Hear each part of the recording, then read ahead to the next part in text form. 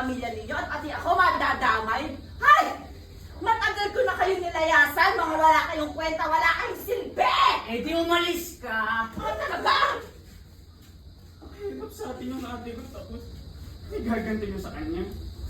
Wala kang kwentang nanay! O walang kwenta? Ikaw, sa'yo. Dumating ka na pala. Dinig ka dinig sa labas yung sigawan nyo. Halika nga dito. Huwag mo saktan yung ate ko!